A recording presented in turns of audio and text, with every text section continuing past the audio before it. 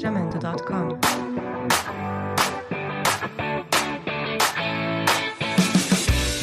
Buenas tardes a todos, mi nombre es Alejandro y hoy les estaré dando una presentación acerca de microservicios empresariales con Python. Entonces, bueno, para comenzar, les comento un poco la agenda que tendremos. Primero iniciaremos con una introducción a Python, luego hablaremos un poquito de su historia y de su uso empresarial. Seguidamente haremos una aplicación simple que será un formulario y después haremos esa misma aplicación pero ya un poco más al estilo empresarial. Ahí utilizaremos las tecnologías Docker y Nginx. Entonces, bueno, para empezar, Python es un lenguaje multiparadigma de propósito general. Soporta programación orientada a objetos, programación imperativa, programación funcional, aunque esta última lo hace en menor medida. Además es de tipado dinámico, similar a JavaScript. Su filosofía se basa en torno a la creación del código con una sintaxis simple, favoreciendo la lectura y el entendimiento del código. Bueno, es de código abierto, esto quiere decir que cualquier persona puede fijarse en ver su código de implementación. Además es de distribución libre, entonces cualquiera puede usarlo incluso para fines comerciales. Además es multiplataforma y su desarrollo su desarrollo está guiado por lo que se conoce como la Python Software Foundation. Entonces, un poquito de historia. Fue creado por un señor holandés llamado Guido van Rossum. Lo desarrolló mientras trabajaba en un centro de investigación holandés. En la tabla de la derecha podemos ver las primeras versiones que se hicieron públicas. La versión 0.9 fue lanzada en el año 1991. La versión 1.0 en el 94, la 2.0 en el 2000 y la 3.0 en el 2008. Como ven, sobre todo la versión 3.0 es relativamente reciente y muy reciente para ser un lenguaje de programación, y por eso es que a veces todavía hay empresas que tienen problemas de compatibilidad, porque cuando empezaron a desarrollar sus aplicaciones solo existía Python 2 y hasta hace poco fue que salió Python 3. Con el paso de los años se volvió un lenguaje muy popular y hasta convertirse actualmente en el lenguaje por defecto en el ámbito de la enseñanza. Guido van Rossum es un programador muy exitoso, trabajó para Google y recientemente trabajó en Dropbox también. Él les ayudó a mejorar la infraestructura que ellos tenían, porque ellos tenían muchos de sus servicios implementados en Python y en Python 2, entonces a lo que había leído, él les ayudó a mejorar su infraestructura.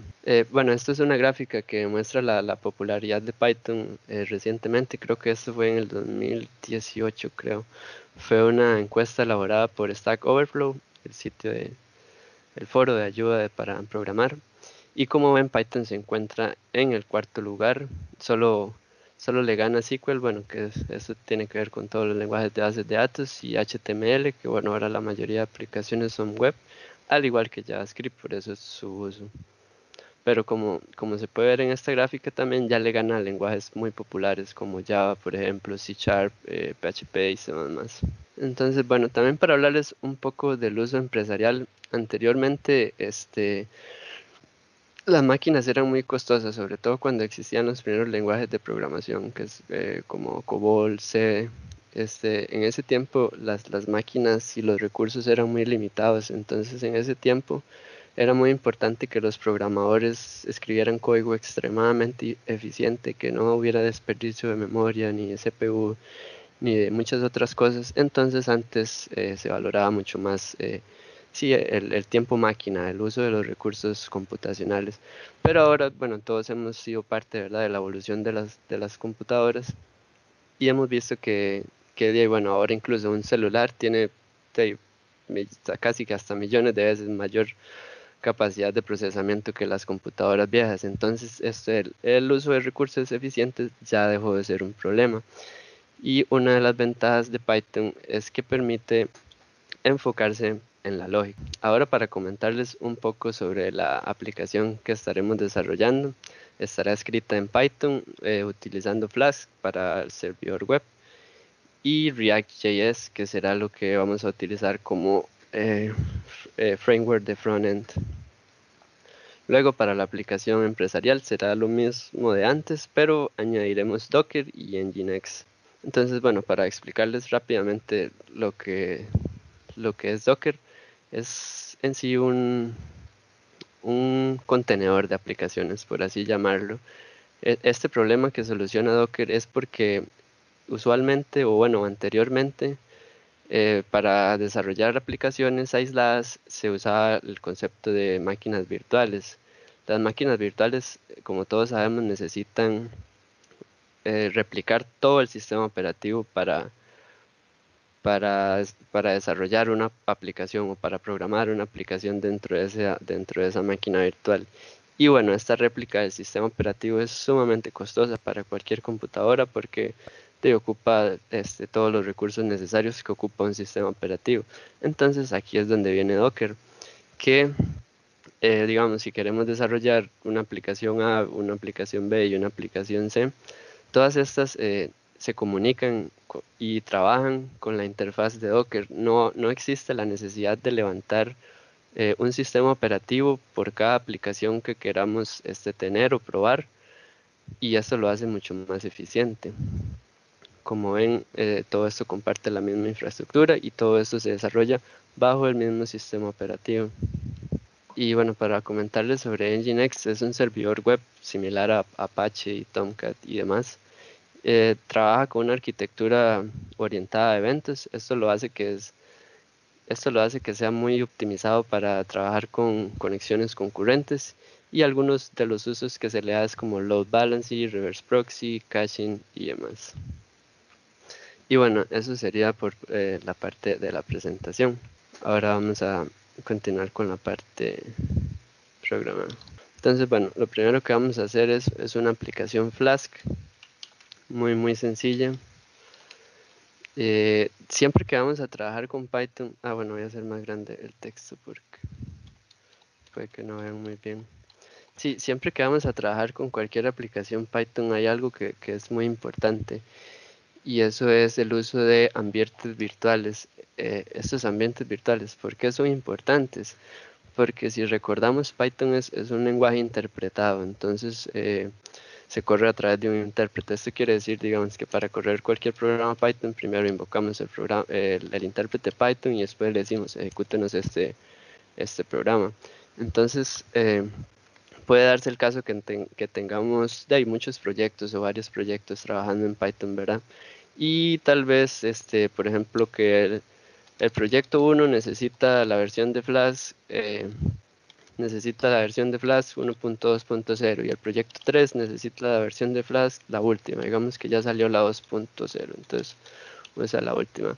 Entonces, como se trabaja con el mismo intérprete, esto puede causarnos un problema porque este intérprete de Python solo puede tener una versión de Flask a la vez. Entonces aquí es donde entran los ambientes virtuales. Nos permiten aislar las dependencias de cada proyecto. Entonces, bueno, estamos aquí. Y bueno, entonces tengo este directorio creado que es...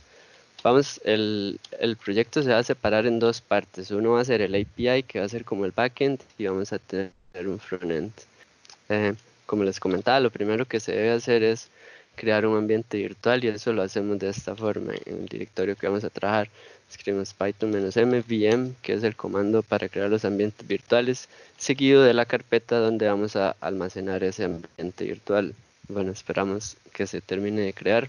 Listo, ahora el siguiente paso es activar ese ambiente virtual. Entonces tenemos que hacer source, el directorio VM que acabamos de crear en vim, y le damos a activate. Como ven, de hecho aquí en la terminal cambió un poquito lo que es se me olvidó el nombre de esta parte del shell, pero bueno, cambió este título, y ya aquí nos demuestra que estamos trabajando sobre el ambiente virtual. Entonces, bueno, para este proyecto solo necesitamos dos dependencias, las instalamos con el manejador de paquetes pip. Entonces hacemos pip install flask y pip install flask SQL Alchemy, se llama la otra dependencia que vamos a necesitar. Este SQL Alchemy es un ORM, y es el que nos va a permitir interactuar con la base de datos.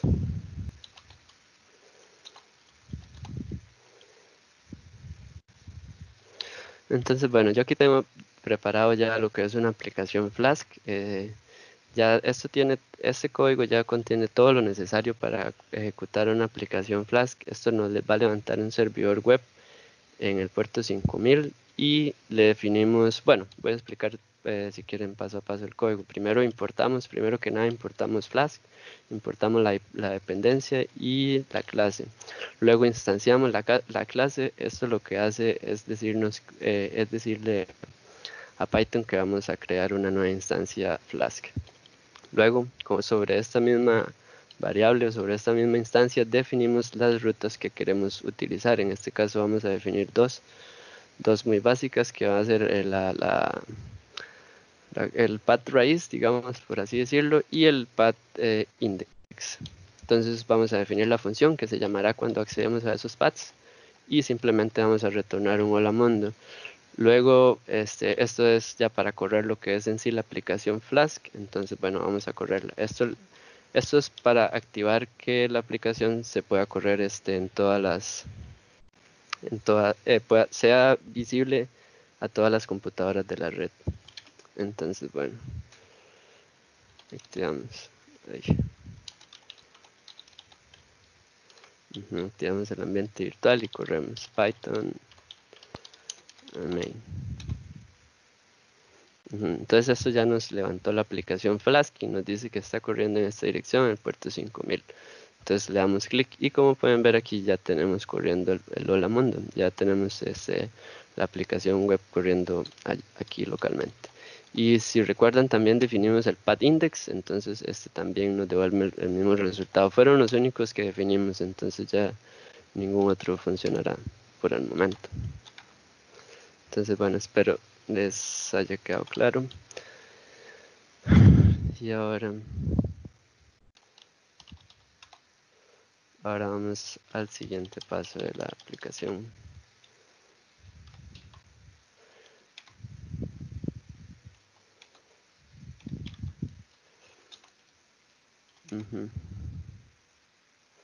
Sí, en este caso vamos a trabajar con una base de datos. Por cuestiones de tiempo y demás, vamos a usar una base de datos interna que trae Python que se llama SQLite.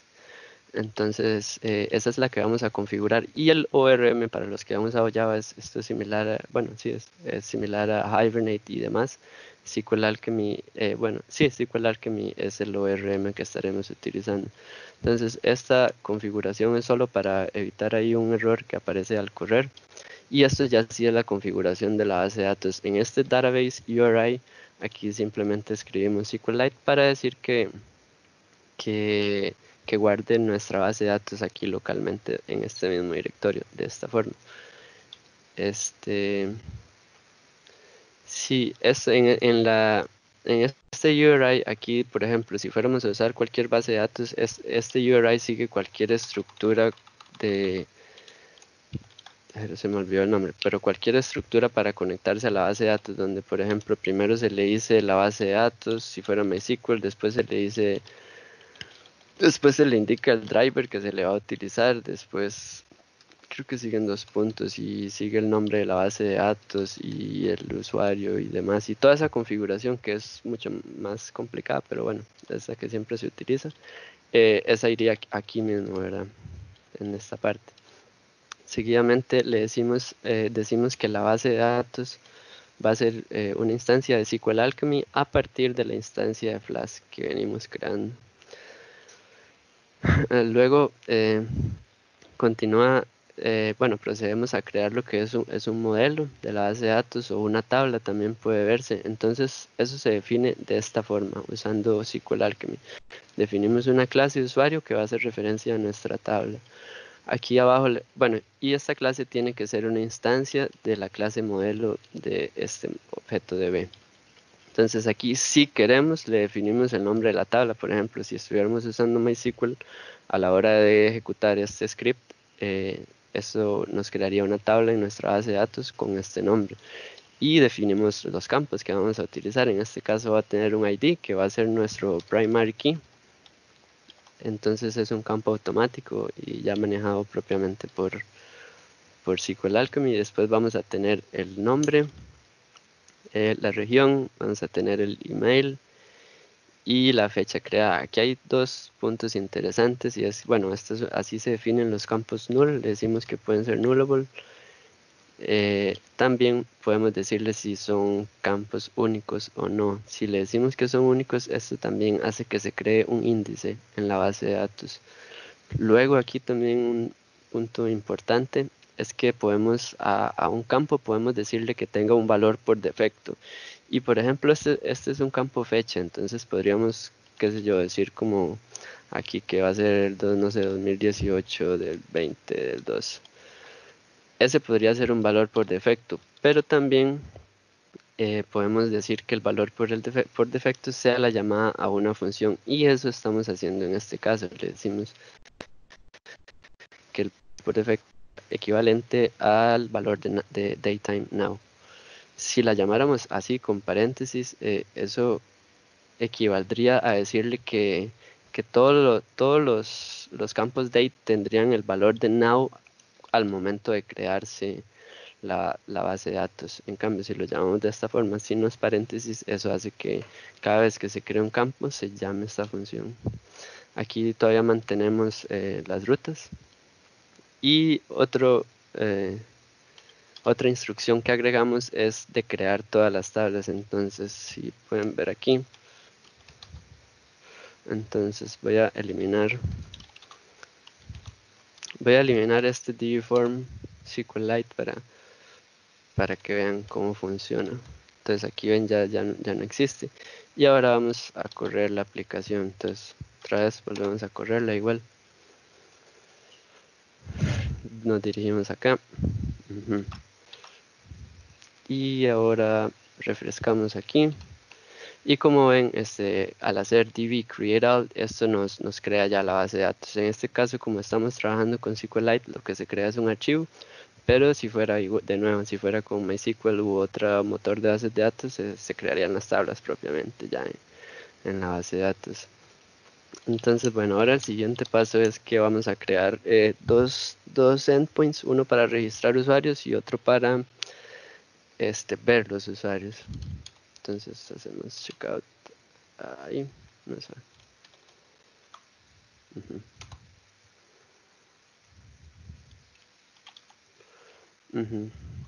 Ahí.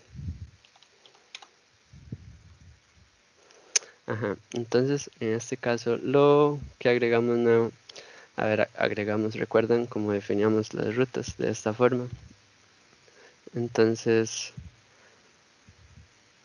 en este caso definimos una ruta register que será mediante la cual registraremos nuevos usuarios. Entonces decimos que, bueno, usamos también el objeto request. Este objeto request viene de aquí arriba, de Flask, él nos los brinda.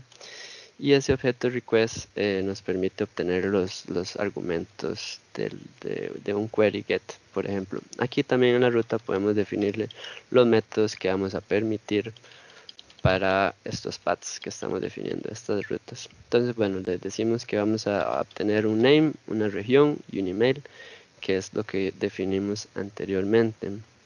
Entonces, usando SQL Alchemy para la forma en que creamos y añadimos nuevas instancias o nuevos registros a la base de datos es de esta forma. Recuerden que anteriormente acá arriba definimos esta clase de usuario. Entonces usamos esa misma clase para crear objetos nuevos. No solo sirve para definir la base de datos, sino también para objetos nuevos. Entonces, bueno, le decimos que, bueno, este nombre que estamos obteniendo se lo vamos a pasar al nombre, igual con la región, se lo vamos a pasar a la región, y igual con el email. Luego a la sesión de la base de datos le añadimos este nuevo usuario que estamos creando, y finalmente hacemos un commit. Si todo salió bien, retornamos una respuesta de éxito con un código 200. También en este caso estamos haciendo un manejo de errores sencillo, por así decirlo.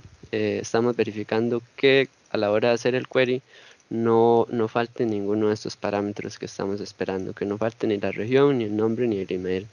Si es así, si faltara alguno de esos, simplemente hacemos un rollback de la base de datos y retornamos una respuesta de error.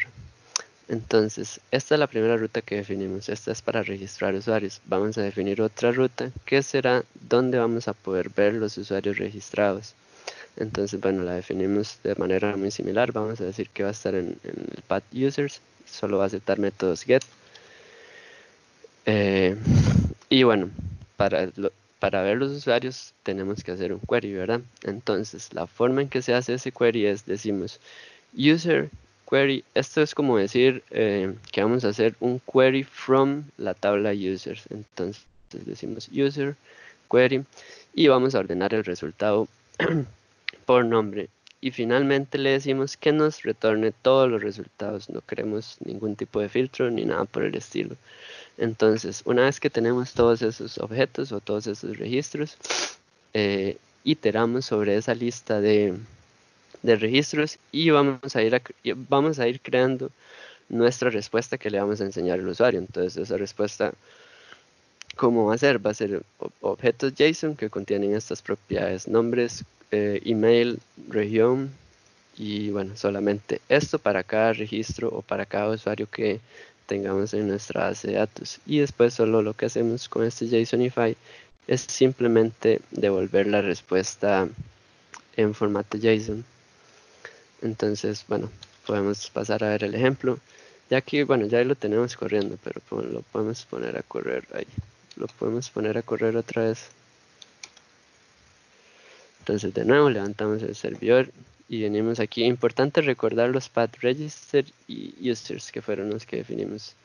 Entonces, bueno, como esos fueron los paths, venimos aquí a register. Entonces, recuerdan que definimos los parámetros name. Entonces, en name vamos a decir que Alejandro. El otro era el email. Entonces, vamos a decir alegonza10 @publicisgroup.net, y el último sería la región, si no recuerdan. Entonces, bueno, en este caso San José. Entonces, como pueden ver, en este caso la inserción, por decirlo así, a la base de datos fue exitoso. Llegamos hasta la respuesta exitosa, donde volvemos que el usuario fue registrado, el estatus del request es un 200 y ok, todo salió bien. Entonces recuerden que tenemos una pequeña validación de errores. Entonces, por ejemplo, si enviamos mal estos parámetros, por ejemplo, ya no es name, no sé, es name, entonces devolvemos este error diciendo que, bueno, fue un bad request y que nos hace falta el parámetro name. Pero bueno, y entonces también tenemos para ver los usuarios, la lista de usuarios. Entonces, eso estaba en el path users.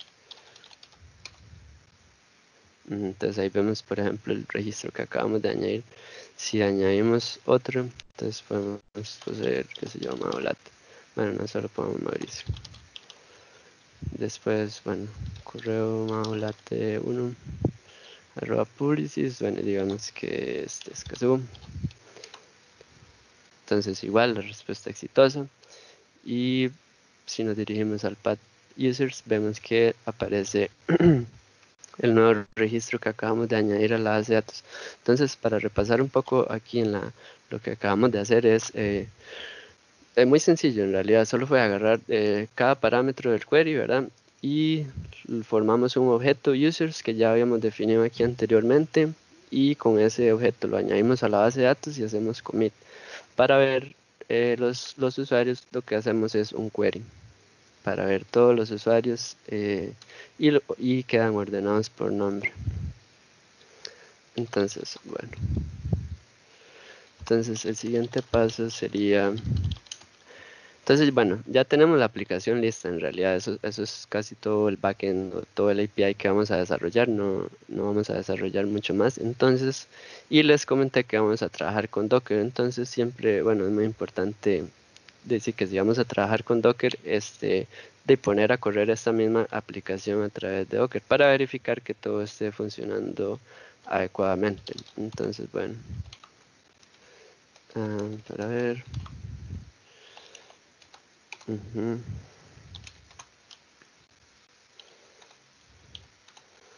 Entonces, bueno, todo se mantiene igual, ¿verdad? Tenemos la misma aplicación que acabamos de ver. Estas funciones de acá abajo solo son funciones helpers, por así decirlo, es solo para el manejo de errores y para que estas de acá se vean mejor, pero no es nada del otro mundo.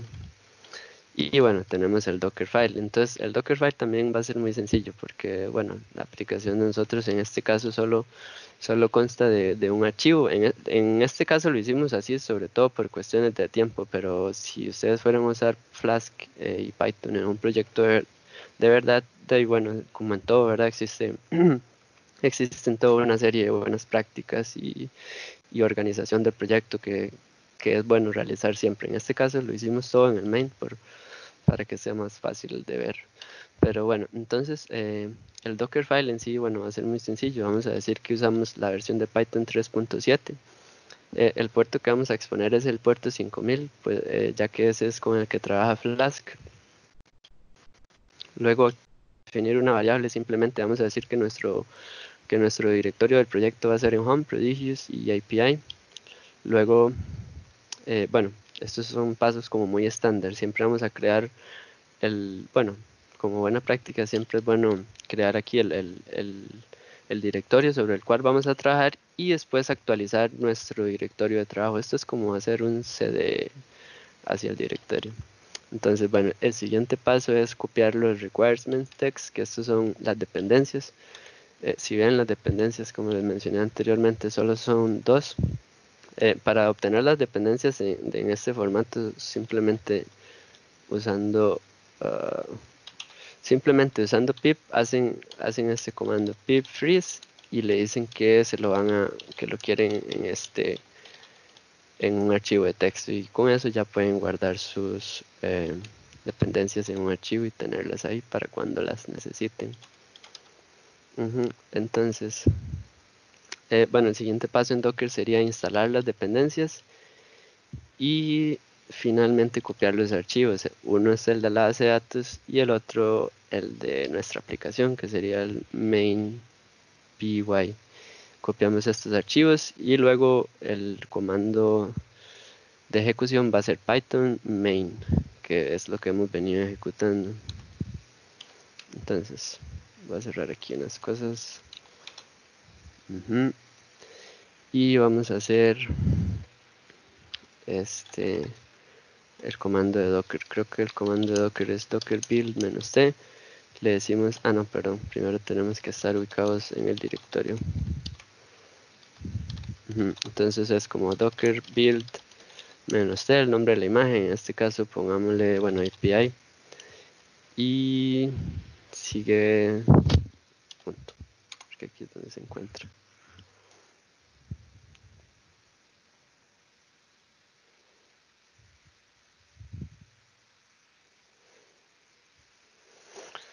Bueno, aquí estamos esperando que se construyan. Bueno, igual olvidé mencionarles que tal vez si tienen cualquier duda, no duden en preguntarme, digamos, cualquier duda que se les venga. No duden en interrumpirme y hacérmelo saber. Yo fijo voy a estar anuente a cualquier pregunta. Entonces, bueno, ya terminó de construir la imagen de Docker, entonces ahora el siguiente paso es correrla. Entonces sería docker run, el nombre es API, API latest por defecto. Y creo que esto es para lo de los puertos, era así. -p,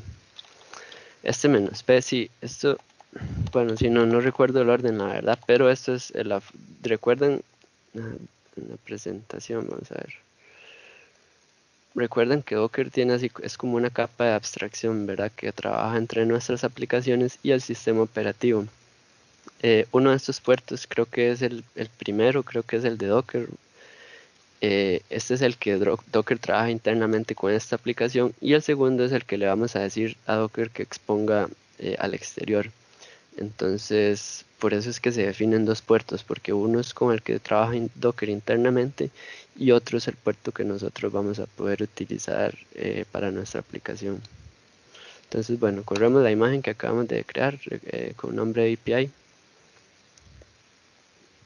Y bueno, de hecho ya está corriendo. Entonces, si vemos, es que está corriendo en el puerto 5000 y todo debería continuar igual. Deberíamos poder ver los usuarios que tenemos. Todo se mantiene porque copiamos el archivo. de la base de datos. Y bueno, también podríamos registrar, pero bueno, no lo vamos a hacer porque ya eso lo probamos. Sí, bueno, entonces eso sería la parte de Flask. Ya todo quedaría listo. No sé si tienen alguna pregunta hasta el momento o algún comentario.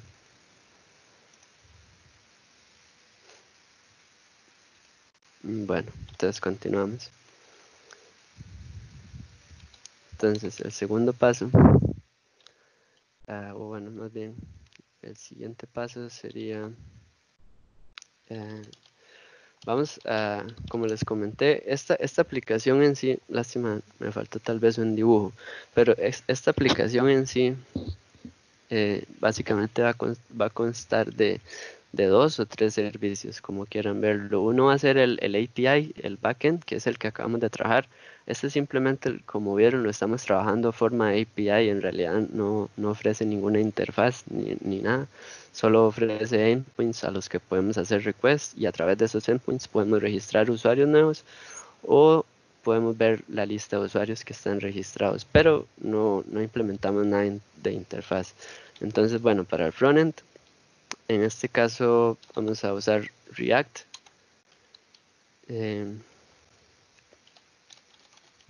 Sí, vamos a utilizar React. Algo que me parece muy cool, muy chiva de esta forma de desarrollar aplicaciones con Python y Flask es que en podemos usar cualquier framework de JavaScript que queramos para crear nuestro frontend. Esto que acabamos de hacer, bueno, esto que vamos a ver a continuación, esta aplicación de frontend, eh, esto se puede realizar con cualquier lenguaje. Podemos hacerlo, por ejemplo, con Vue.js, podemos hacerlo con Ember.js, con Angular, con React, con lo que ustedes quieran, ya eso es de su preferencia. Entonces, por eso es que no le voy a dar mucha importancia al desarrollo de esta aplicación en React, porque sí, en realidad ustedes pueden usar el que gusten, con el que más se sientan cómodos. En esta ocasión yo decidí utilizar React porque es con el que me siento más familiar, pero de nuevo, pueden usar cualquier framework de frontend. Pero, y si vamos, bueno, primero vamos a ver la aplicación y después vamos a repasar un poquito el código. Entonces hacemos, y corremos la aplicación con npm.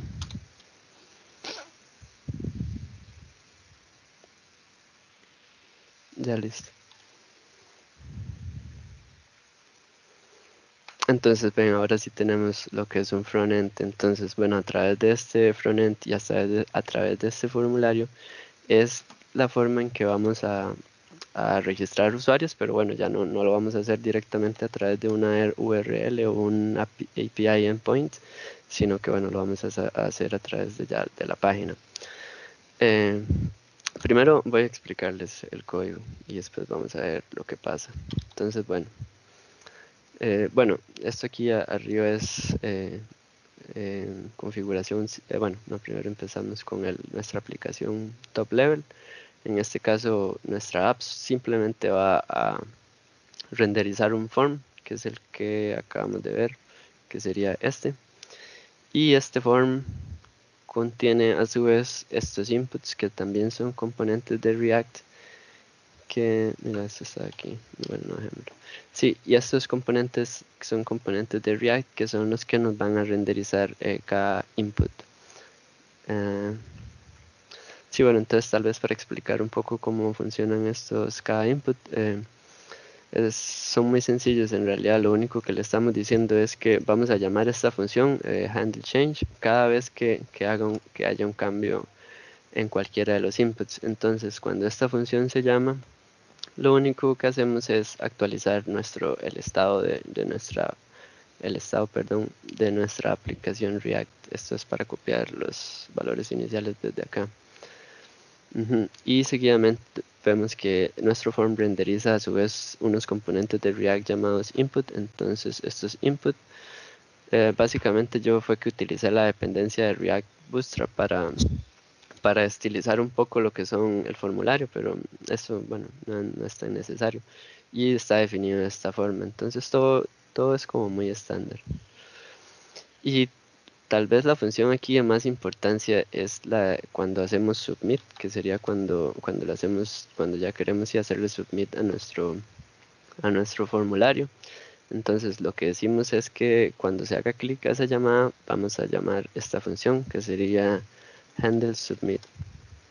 Entonces esta función, bueno, lo primero que hace es prevenir el comportamiento por defecto del form, que si no eso es como una...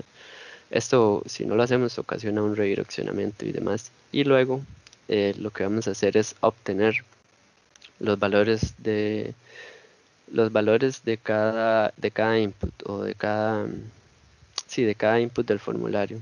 Entonces obtenemos el valor con estos a través del state. Decimos que queremos el state del name, el state del email y la región.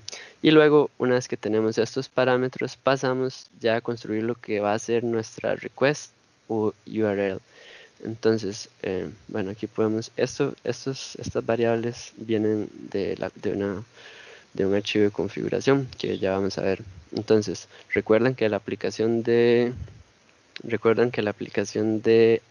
Flask corre por defecto en el puerto 5000, entonces esto es lo que estamos simbolizando acá, o representando, y le vamos a decir que la URL para registrar nuevos usuarios es register y demás. Entonces, volviendo acá, así construimos la URL. Entonces decimos que la URL base, después la URL de registro y el inicio del query, y le pasamos los parámetros que acabamos de construir a través del form.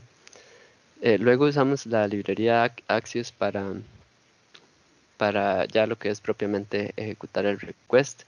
Y una vez que obtenemos la respuesta, simplemente vamos a imprimir esta respuesta en la consola. Y eso sería toda la aplicación de React. Entonces, bueno, ahora sí la vamos a correr, pero la vamos a correr viendo qué va a pasar aquí en el fondo, porque quiero que vean algo. Entonces, bueno, vamos a registrarnos desde aquí. Entonces, pongámosle que Alejandro es de React. Entonces, ale React igual, no sé, @gmail.com. Y la región React, digamos, por algo. Entonces, al darle submit vamos a tener un error. Y eso es porque, bueno, aquellos que hayan trabajado ya bastante con lo que es APIs y desarrollo web y hayan tenido que obtener recursos de otras páginas o de otros servicios, tienen que haberse encontrado este error, que es Cross Origin Request Block, que es lo de CORS, también conocido como CORS. Esto lo que nos simboliza es que, o lo que nos indica es que no podemos obtener recursos de otra página desde nuestra página, a menos que el servidor del cual estamos obteniendo los recursos lo permita. En este caso, nosotros no tenemos configurado para que Flask permita este tipo de requests. Si quisiéramos hacer si queremos hacer un request a nuestra aplicación Flask, tenemos que hacerlo bueno, está acá ya. Pero bueno, tendríamos que hacerlo directamente desde esta aplicación, la que corre en el puerto 5000. Cualquier otra aplicación como esta de React que está corriendo en el puerto 3000, ya para Flask cuenta como una aplicación externa y por defecto Flask no permite este tipo de requests así de servicios externos. Entonces, bueno, una forma de solucionarlo, Flask sí tiene, digamos, sí tiene sus propios, ¿cómo decirlo? Sí tiene sus propios librerías o funciones o demás para permitir que servicios externos accedan a sus recursos. Entonces, esta sería una forma de solucionarlo, por ejemplo. Entonces, hacemos estos imports y decimos que va a hacer Core API y demás. Pero bueno, nosotros en este caso lo vamos a solucionar de una manera distinta y ya lo vamos a ver. Entonces, bueno, volviendo acá, ya terminamos también con lo que sería la aplicación frontend. No sé si hasta acá tiene una duda. Ahorita el siguiente paso que voy a hacer es ponerlo a correr esto mismo con Docker. No sé si de momento, bueno, cualquier cosa me dicen. Entonces, bueno, vamos a hacer eso. Frontend. A ver, entonces vamos a hacer un Docker build. Esto tal vez, bueno, para ahí que no se confundan, también podemos, creo que hacer así, vamos a ver. Menos decimos que esto va a ser React. y le decimos que esto va a ser frontend Dockerfile, ¿será así? No, y si le damos solo frontend. Sí, el último argumento, a la hora de hacer un Docker build, el último argumento es el path donde se encuentra nuestro Dockerfile. En este caso, el directorio donde se encuentra nuestro Dockerfile es frontend, y anteriormente, si recuerdan, el comando en el que construimos la imagen de Flask y usamos un punto en lugar de un nombre acá, ese punto lo que hace es referencia al directorio actual. Entonces, bueno, esperamos un momento. Generalmente esto de instalar las dependencias de npm se tarda un poco, entonces esperamos. Bueno, para no perder tiempo en eso, podemos ir adelantando lo que es lo que es la configuración del servidor. Como les mencioné, ¿verdad? Entonces el problema de CORS no lo vamos a solucionar a través de Flask, sino que más bien vamos a usar Nginx y la arquitectura de Docker para hacer que eso funcione. Entonces, bueno, siguiente paso.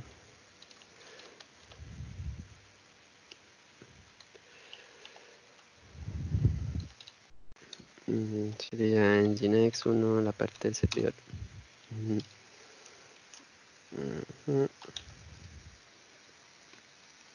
Entonces aquí hacemos un refresh y tenemos esta carpeta server. Entonces, bueno, acá es donde vamos a definir nuestra configuración de Nginx. Aquí hay varios puntos importantes. Bueno, uno es upstream. Con esto le definimos, upstream sirve para definir un grupo de servidores a los cuales les podemos hacer proxy request. Entonces vamos a definir dos de estos servidores. Uno va a ser nuestra aplicación Flask y el API, ¿verdad? Y la otra va a ser nuestro frontend. Entonces ya teniendo estas dos aplicaciones, ya podemos hacerles referencia desde acá. Entonces, bueno, aquí lo que tenemos en esta configuración de Nginx, lo que tenemos es, bueno, un servidor, ¿verdad? Escuchando en el puerto 8081. Adicionalmente, vamos a definir que esta aplicación va a tener dos paths. Uno va a ser el path API, que este va a ser un proxy request a nuestra API de Flask. Y vamos a tener un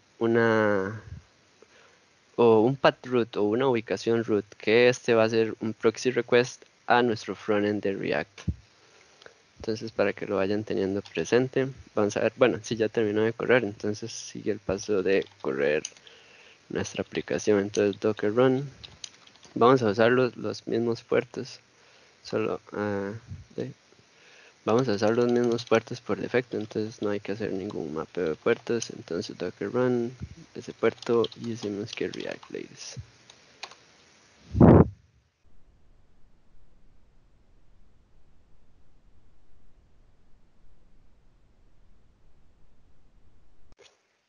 Para ver si es que está corriendo. No está corriendo. Sí, eso a mí me ha estado pasando y no sé por qué de repente como que estas imágenes de Docker no se pueden como dejar corriendo, así hay que correrlas de forma interactiva y ahí sí sirven. Sí, ya está corriendo. Esto recuerden, ¿verdad? Que lo tenemos corriendo a través de Docker. Entonces venimos acá y bueno, vemos la misma aplicación que teníamos antes, solo la única diferencia es que la estamos corriendo a través de Docker y no a través de nuestro npm local. Entonces, bueno, finalizamos ahí. Y bueno, repasamos una vez más. Vamos a definir aquí esta configuración de Nginx, que vamos a definir dos paths que hacen proxy request a las dos aplicaciones que hemos venido creando. Entonces, vamos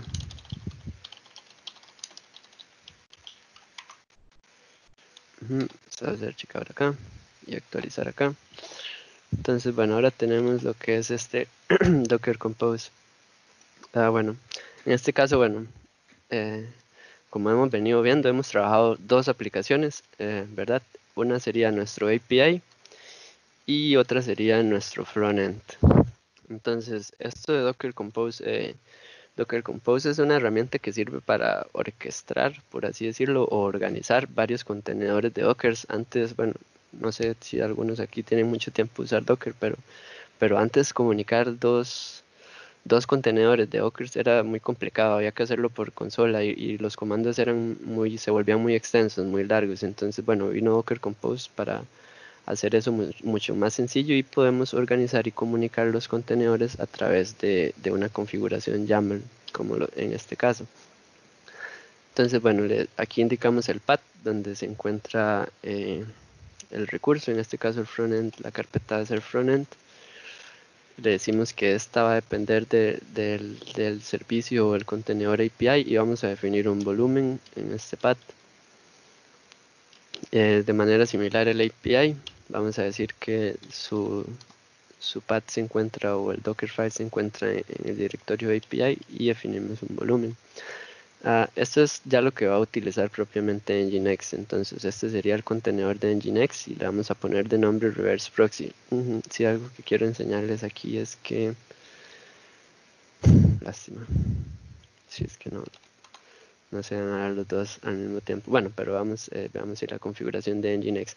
Entonces estos servidores que estamos definiendo aquí para uso de Nginx, en realidad estos servidores, este nombre es el mismo nombre que Docker le da a cada servicio. Este nombre y este nombre API con lo que tienen que ver propiamente es con el nombre que le demos a estos servicios. Tienen que ser equivalentes. De esta forma Nginx, trabajando aquí a través de Docker, puede identificar esos servicios y le puede hacer los proxy requests que vamos a hacer a continuación. Entonces, sí, para finalizando, en esto no hace falta exponer ningún puerto porque se van a trabajar internamente y Nginx se va a encargar de levantar nuestro servidor web. Él va a ser el reverse proxy y él va a ser quien atiende nuestros requests. Y recuerdan que si en la configuración de Nginx definimos el puerto, sí definimos el puerto de la aplicación en el que va a escuchar, entonces dijimos que va a ser 8081. Entonces nuevamente ese puerto sí tenemos que exponerlo porque va a ser el de nuestra aplicación total. Y bueno, definimos este volumen para hacer el mapeo de la configuración y le decimos que dependen estos otros dos servicios. Ven que tienen el mismo nombre, esos serían los nombres de los servicios. Aquí, bueno, hay un cambio importante que debemos hacer y es que inicialmente estábamos trabajando con esta aplicación. Bueno, esto es en el frontend de React, ¿verdad? Esto es en la aplicación de React. Estábamos trabajando con la URL de Flask que trabaja en el puerto 5000 por defecto. Ahora vamos a trabajar con este otro path. Y ahorita van a ver por qué. Entonces, bueno, el siguiente paso sería... Ajá.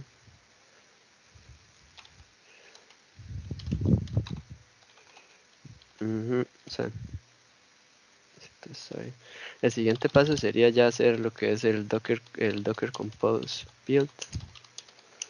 Y bueno, entonces vamos a hacer ya lo que sería... en este paso ya vamos a utilizar la configuración Docker Compose que acabamos de ver para levantar los tres contenedores o imágenes de Docker que acabamos de definir.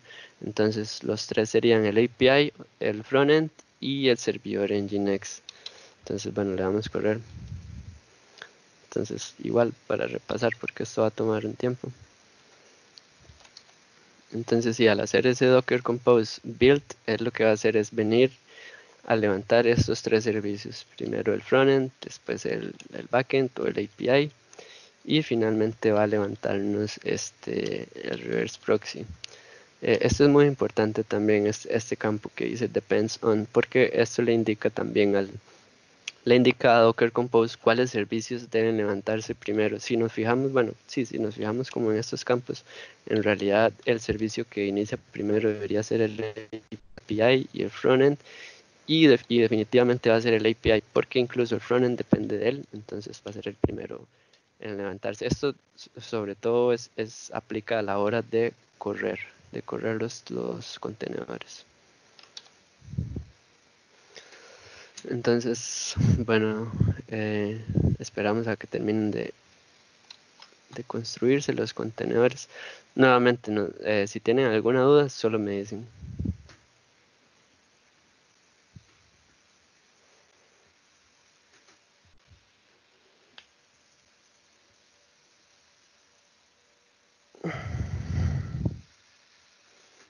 Sí, eso va a tardar un tiempillo.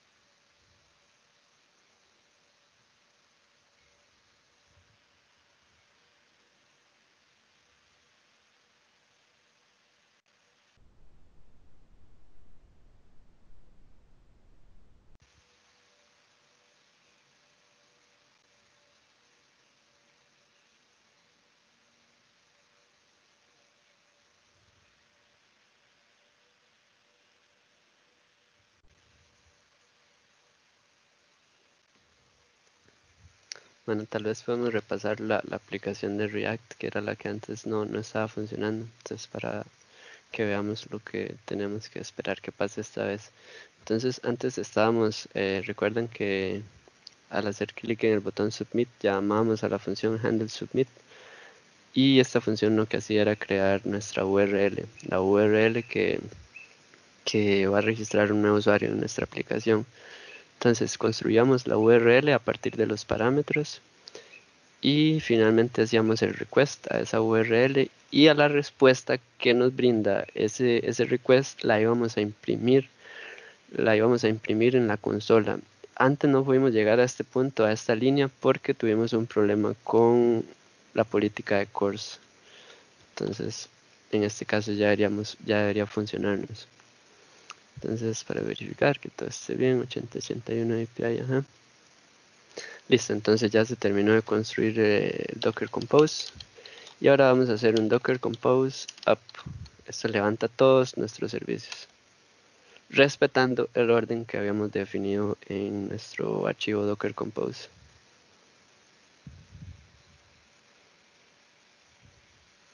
Como ven, aquí está Flask. Luego corrió, eh, aquí está corriendo npm.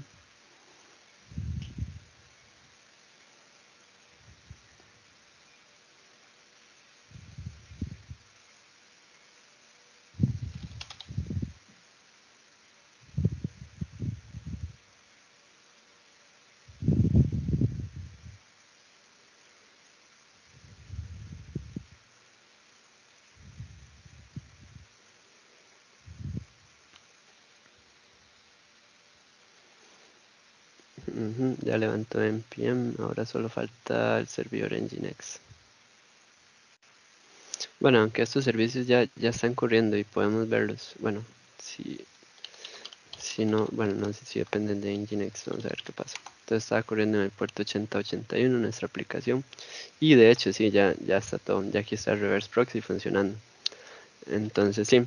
Entonces, bueno, aquí hay un par de puntos importantes que tenemos que ver. Si recuerden, en nuestro archivo, a ver, si recuerden, en nuestro archivo de Nginx, la configuración, definimos el servidor, ¿verdad? Y lo pusimos a escuchar en el puerto 8081. Entonces ya no estamos utilizando ni el puerto 3000 de React ni el puerto 5000 de Flask. Y le definimos dos paths a este servidor, el API y el root. Entonces, aquí el que estamos viendo es el root, porque como ven, sí es el path base. Entonces, eso lo que está haciendo es un proxy request a la aplicación de React. Y ven que aquí definimos otro path API. Entonces, ven qué interesante lo que pasa aquí.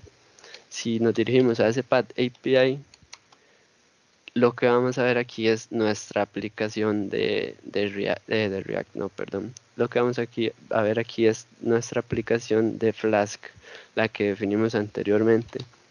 Y si recuerdan al inicio, habíamos definido dos paths por defecto, el path root y el path index. Entonces ese también funciona aquí. Aquí también podemos visitar el index y todo funciona bien. Entonces, bueno, ahora sí,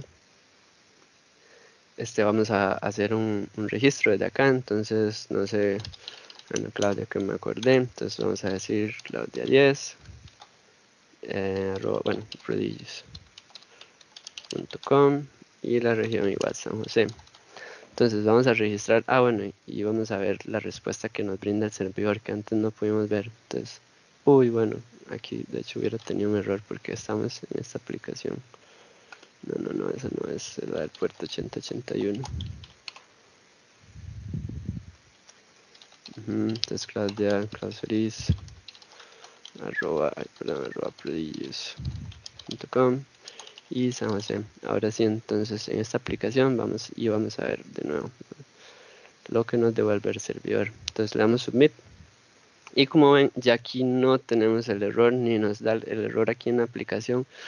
El de antes, que fue el de Cross Origin Site, ya no nos está apareciendo ese error y estamos obteniendo efectivamente la respuesta que nos brinda el servidor. Si recuerdan,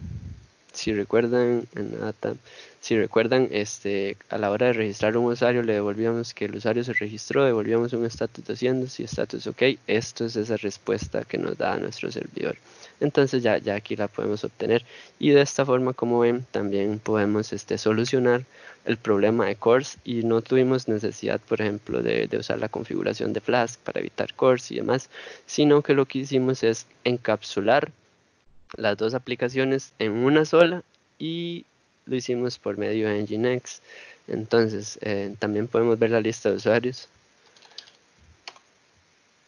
y aquí sería, entonces tendríamos bueno, el usuario primero que registré, el de Mauricio que había registrado al inicio también y el de Claudia Solís, que fue este último que registramos a través del formulario.